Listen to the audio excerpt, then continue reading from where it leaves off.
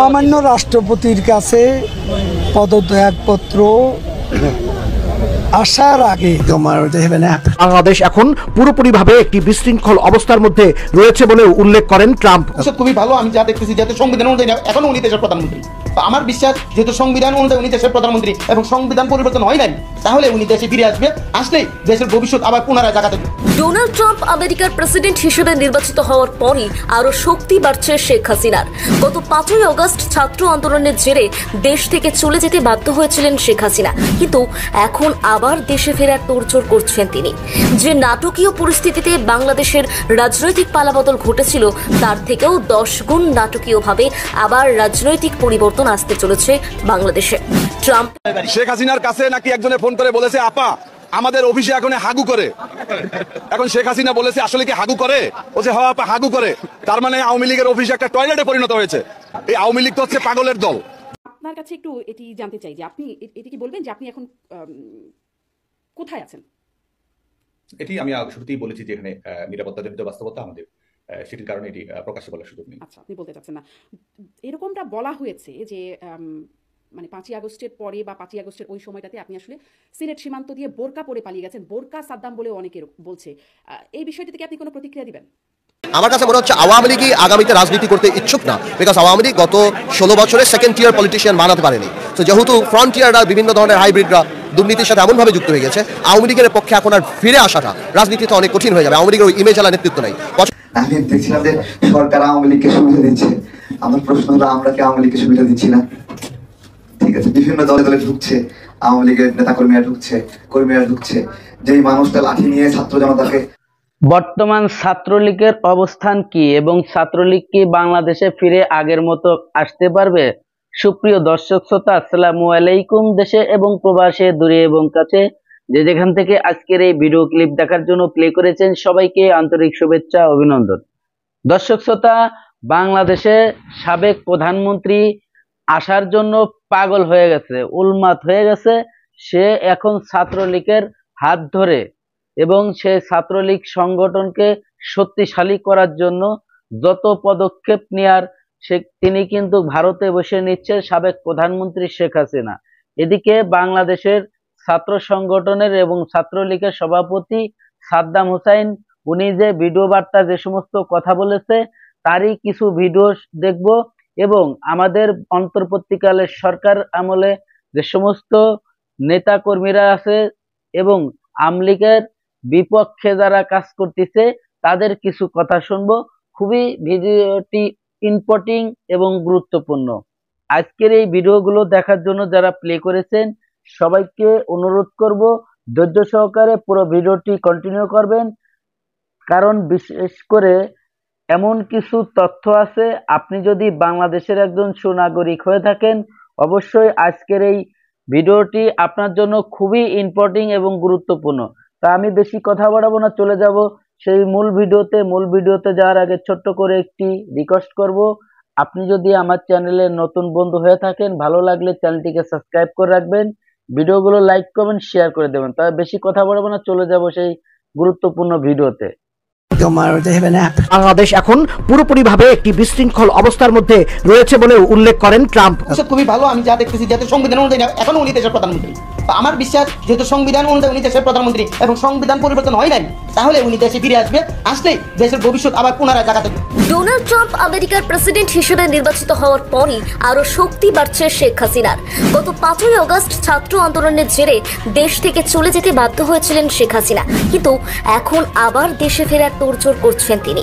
যে নাটকীয় পরিস্থিতিতে বাংলাদেশের রাজনৈতিক পালাবদল ঘটেছিল, তার থেকেও 10 গুণ নাটকীয়ভাবে আবার রাজনৈতিক পরিবর্তন আসতে চলেছে বাংলাদেশে। ট্রাম্পের জোরেই সাহস বাড়ছে শেখ হাসিনা। সরকারে বিড়াল না বাড়তে পারলে আপনার দাম নাই এবং আপনার অবস্থা খুব খারাপ থাকবে। এই সরকার বাসর ঘরে এই বিড়াল মারতে পারে নাই বিদায় আজকে আপনারা বলেছেন সুইজারল্যান্ডে আমাদের বাংলাদেশের শুধুমাত্র একজন উপদেষ্টা না, ডক্টর আসিফ নজরুল একটি প্রতিষ্ঠান, একটি নাম, এবং যখন কোনো সরকারে উনি কোনো কাউকে ছাপড়ও করতো না, নিরপেক্ষভাবে আন্দোলন সংগ্রামে ভূমিকা রাখতো, তখন সবার কাছে গ্রহণযোগ্য ছিল। সেই আসিফ নজরুল যখন সুইজারল্যান্ডে গিয়েছে, তখন সেখানে এই আওয়ামী লীগের প্রতাত্তা, ওই ষড়যন্ত্রকারী আপনার তিনটি গণহত্যা যে করেছে একটা স্বৈরাচার ফ্যাসিস্ট সরকারের লোকজন, কিভাবে বাংলাদেশের একজন উপদেষ্টা সুইজারল্যান্ডে গেলে তাকে অপমান করে, তাকে রাজাকার বলে, তাকে খুনি বলে, তাকে অপরাধী বলে, তার পিছনে জয় বাংলা স্লোগান দেয় এবং পাশাপাশি তাকে কিছুটা শারীরিক হেনস্থাও করে।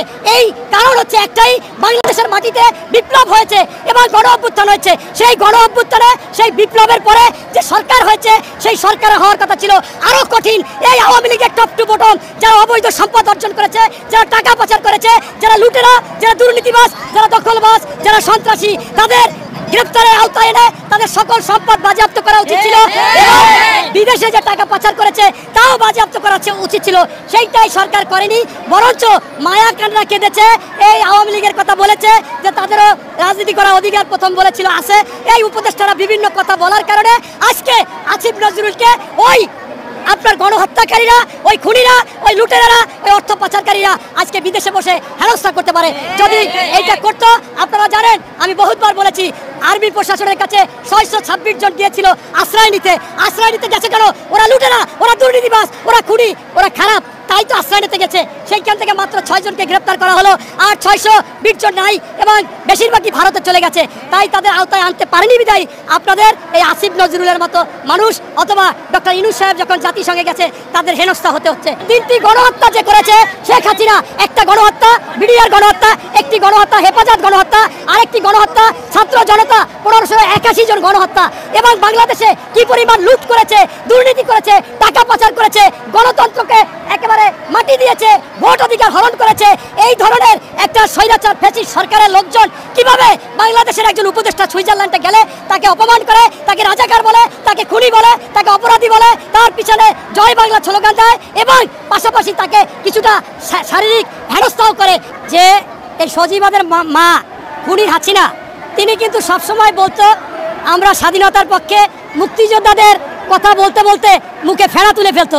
অথচ এই সজীবাদের মা 71 সালে যুদ্ধে যাওয়ার মতো, তার স্বামী ডক্টর ওয়াজেদ সাহেবও যুদ্ধে যাওয়ার মতো, যুদ্ধে কিন্তু যায়নি, বাসায় বসে পাকিস্তানি শেল্টার নিয়ে তার বাবাকে গ্রেপ্তার করে নিয়ে গেছে, আর ওনরা ভাতা খাইছে।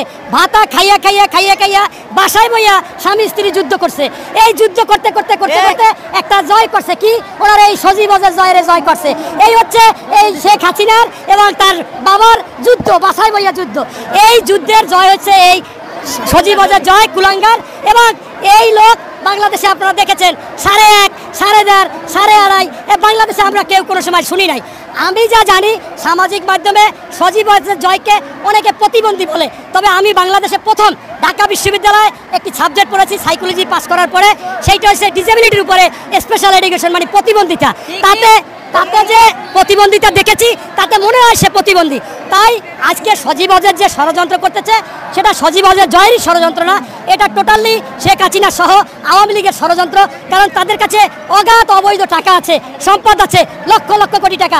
আপনারা বলেছেন 21 লক্ষ কোটি টাকা পাচার করেছে, তাহলে এত টাকা যাদের কাছে থাকে তারা তো আপনার ওই সনাতন ধর্মদের নিয়ে আসবে, তারা আনসারদের নিয়ে আসবে, তারা রিক্সা চালকদের নিয়ে আসবে, তারা এরকম আন্দোলন করতেই থাকবে। তবে মূল কথা হচ্ছে যে বাংলার মাটিতে এই সমস্ত চলবে না। আজকে এই সুইজারল্যান্ড এবং আপনার জাতিসংঘে যে ইউনূস সাহেবের সাথে যে ঘটনা হয়েছে, আসিফ নজরুলের সাথে হয়েছে, এইটা সম্পূর্ণ সজীবজের না, সম্পূর্ণ এই আওয়ামী লীগের একটি ষড়যন্ত্র। এবং তারা চালিয়ে যাবে যত সময় পর্যন্ত তাদেরকে দমন না করা হবে, ন্যায় বিচারে এনে তাদের সম্পদ বাজেয়াপ্ত না করা হবে, তত সময় পর্যন্ত তারা এই ষড়যন্ত্র, এই বিভিন্ন ধরনের কাজ চালিয়ে যাবে। তাই আমি মনে করি এই সজীবজের জয় আমাদের কাছে কোনো ফ্যাক্টর না, ফ্যাক্টর হচ্ছে অবৈধ সম্পদ এবং এই যে টাকা পয়সা পাচার করেছে, এই সম্পদ বাজেয়াপ্ত করলে এরা ঠান্ডা, এরা একেবারে দেখবেন যে নাকটাই না ওই ঘুমাচ্ছে অথবা ইঁদুরের গর্তে চলে গেছে। ছাত্র আন্দোলনের মধ্য দিয়ে, বিশেষ করে ছাত্র জনতার সংগ্রামের মধ্য দিয়ে 5ই আগস্টে একটি পতিত স্বৈর শাসক, বিশেষ করে ফ্যাসিস্ট হাসিনা সরকারকে পতনে বাধ্য করিয়েছে। আজকে পরবর্তী সময়ে একটি অন্তর্বর্তীকালীন সরকার গঠন করা হয়েছে।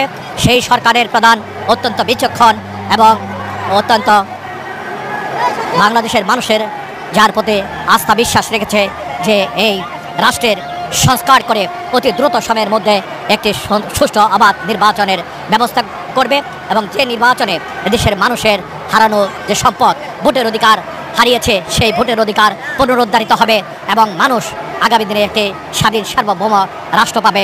আমি প্রত্যাশা করছি বিএনপির ভারপ্রাপ্ত চেয়ারম্যান দেশনায়ক জনাব তারেক রহমানের নেতৃত্বে যেভাবে এই দেশের সকল রাজনৈতিক দল ঐক্যবদ্ধ হয়ে আন্দোলন সংগ্রাম করেছে ফ্যাসিস্ট আওয়ামী সরকারের বিরুদ্ধে, ঠিক তেমনিভাবে আগামীতেও যে জাতীয় সংসদ নির্বাচন হবে সেই নির্বাচনটি হবে জনগণের বিজয়ের নির্বাচন, সেই নির্বাচনটি হবে জাতীয়তাবাদী শক্তির বিজয়ের নির্বাচন, সেই নির্বাচনটি হবে দেশনায়ক তারেক রহমানের নেতৃত্বে একটি সর্বদলীয় সরকার, বিশেষ করে জাতীয় সরকার গঠন করার একটি নির্বাচন। সেই নির্বাচনের মধ্য দিয়ে এদেশের মানুষের দীর্ঘদিনের আশা আকাঙ্ক্ষার প্রতিফলন ঘটবে। এদেশের মানুষ একটি নতুন রাষ্ট্রভাবে একটি জাতীয়তাবাদীর চেতনায় উদ্বুদ্ধ একটি সরকার পাবে এবং যে সরকার জনগণের নিয়ে কথা বলবে, জনগণের চিন্তা ভাবনাকে প্রতিফলন ঘটানোর জন্য কাজ করে যাবে। আমরা সেই প্রত্যাশায় আগামী দিনে দেশনায়ক জনাব তারেক রহমানের নেতৃত্বে একটি সুন্দর সরকার গঠন হবে। দেশ নেত্রী বেগম খালেদা জিয়া দীর্ঘদিন যে স্বৈরাচার বিরোধী আন্দোলন সংগ্রাম করতে গিয়ে নির্যাতিত হয়েছেন, শুধু বেগম খালেদা জিয়া নয়, সারা বাংলাদেশের প্রত্যেকটি জনগণ নির্যাতিত হয়েছেন। বেনামে মিথ্যা ষড়যন্ত্রমূলক মামলার শিকার হয়েছে। আমরা গাইবী মামলা থেকে পরিত্রাণ পেয়েছি। আগামী দিনে আমাদের এই দেশের মানুষ অত্যন্ত সুন্দরভাবে একটি স্বাধীন সার্বভৌম রাষ্ট্রের যে রূপরেখা সেটা পাবে এবং আমাদের নেতা তারেক রহমানের নেতৃত্বেই আমরা সেই আন্দোলন সংগ্রাম এখনো চালিয়ে যাচ্ছি। আজকে জাতীয় বিপ্লব ও সংহতি দিবস।